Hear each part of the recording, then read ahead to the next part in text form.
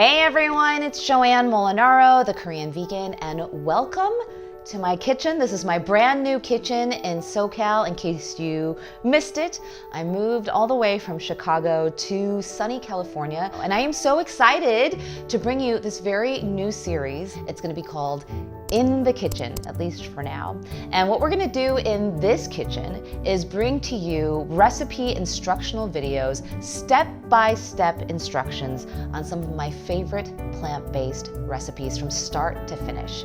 And what better way to start this really new cool series called In the Kitchen with a Korean vegan, but a banchan video. The first one we're going to do is we're going to do zucchini or hobak.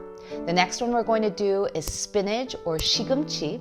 So banchan, in case you don't know, is a Korean word for side dishes. I think that's the best way to translate it into English, but I often think of banchan as the soul of Korean cuisine. So if you've ever been to a Korean restaurant or if you've been to a Korean family's home and you've had the chance to sit down for a proper Korean meal with them, then you'll know that almost every Korean meal starts with a bowl of rice. But then all of a sudden, kind of satelliting around that bowl of rice, you're gonna see all these little side dishes of vegetables and proteins and kimchis and wonderful pickled deliciousness. Those are called banchan. All right, with that, let's get started on our first banchan. We're going to use hobak. This is actually zucchini. It looks very much like the zucchini you would see at your local grocery store, unless you're in Korea. This you're gonna get from an Asian grocery store. I got this from my local Korean grocery store in Northridge, California. It's called the Galleria Market. And as you can see, although it's shaped like a zucchini, it's a little bit lighter in color. It's almost fluorescent green.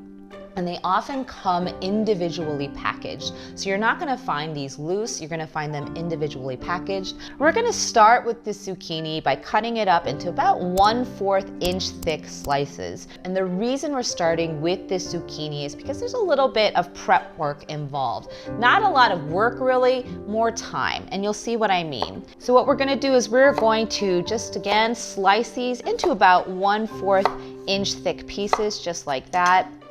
I always have a problem with cutting round things. They always roll off my cutting board, roll over each other. So I'm taking my time here. I'm not gonna run my knife through these. Just gonna go really nice and methodical here. Again, create 1/4 inch thick slices. All right, so I wanna show you something here. If you can see the color of the inside of this zucchini, it's a little bit different. You're gonna see it's kind of yellow, almost a bright yellow. Some of them are super bright yellow, almost orange. Let's kind of like give it a, see that? When you bite into this raw, it's a little bit sweeter and there's less liquid than the traditional zucchini you might see in a Western style grocery store. Both are great, both serve their own purposes, but this one is really good for the kind of banchan we're making today. They're so good, I could just eat these raw. They're so good. That said, we are gonna be sauteing this in a little bit of sesame oil.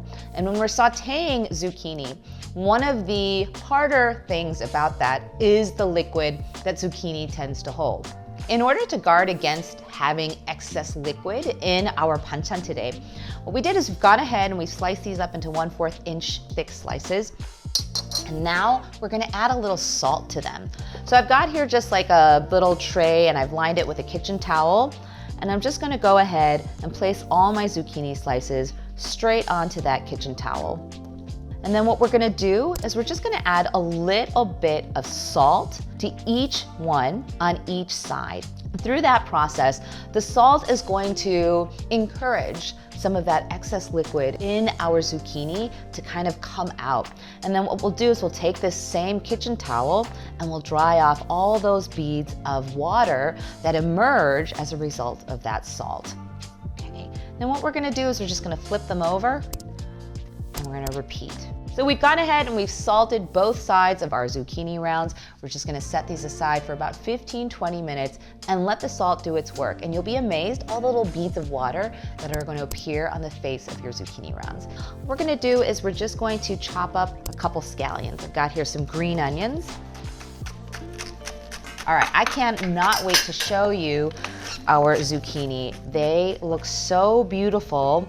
You can see it's beating. The water that we were trying to coax out of the zucchini has come up to the top. So now we can just dry it off. And that's what we're gonna do. We're just gonna take the top of my towel here. I'm just gonna pat these dry.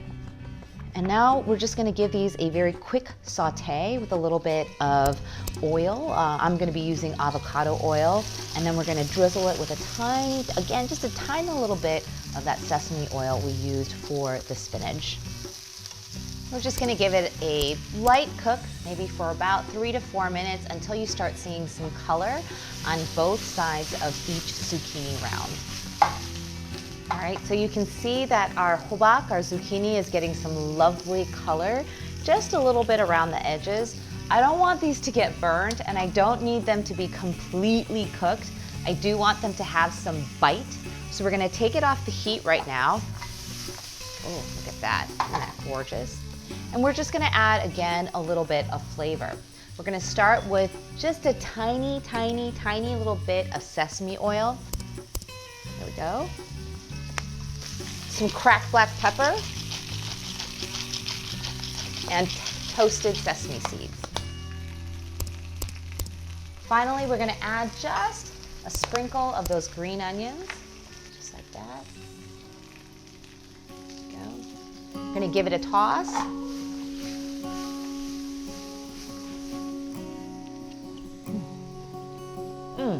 So that's how we made our hobak banchan, or our zucchini side dish. We're gonna get going on our next banchan, our spinach. All right, so we've got 2 bunches of spinach. You know what they say about spinach, you start with like a huge amount and then you end up with 1 thimbleful. So we're gonna do 2 huge bunches of adult spinach. Do not try this with baby spinach. It's not gonna work with baby spinach. You're gonna get slimy, not good situation. So adult spinach, 2 huge bushelsfuls, and we're gonna take it over to my stovetop where I have a huge pot of boiling water, and we're gonna stick it in there for 1 minute until the spinach turns beautiful, beautiful green.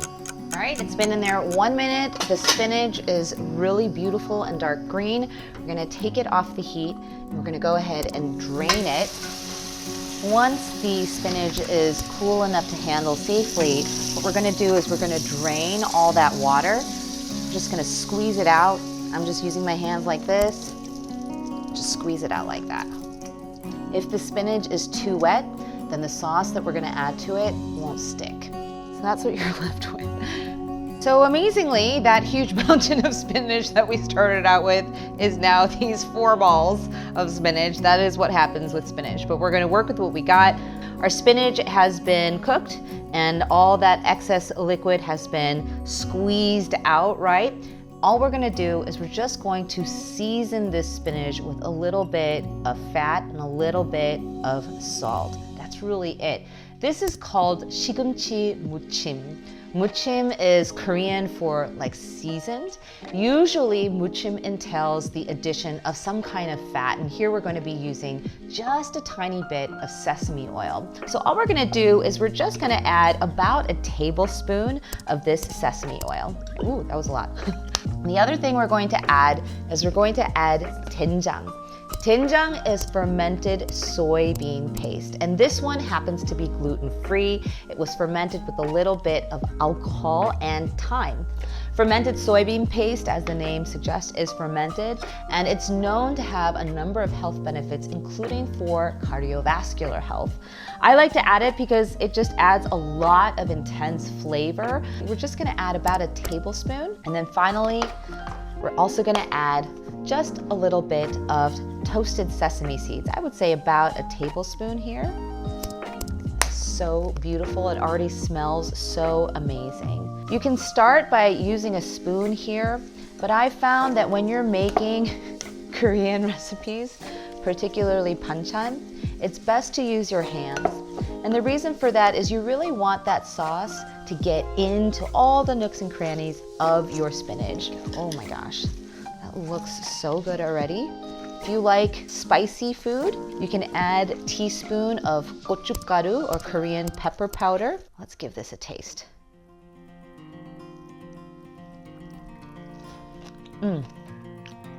That is so good. Because we used adult spinach instead of baby spinach, it's very durable and it's got a little bit of bite left. We didn't cook it for too long. And then that doenjang combined with the sesame oil is so much flavor. You could eat just this with a bowl of rice and I think you'd be very, very happy. And then you'll also know you're doing your body a lot of good.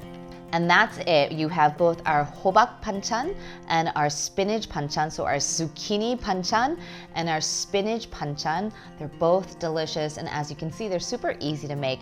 If you want to learn how to make keranmari next, make sure to tune in for the next video on this In the Kitchen with the Korean Vegan series.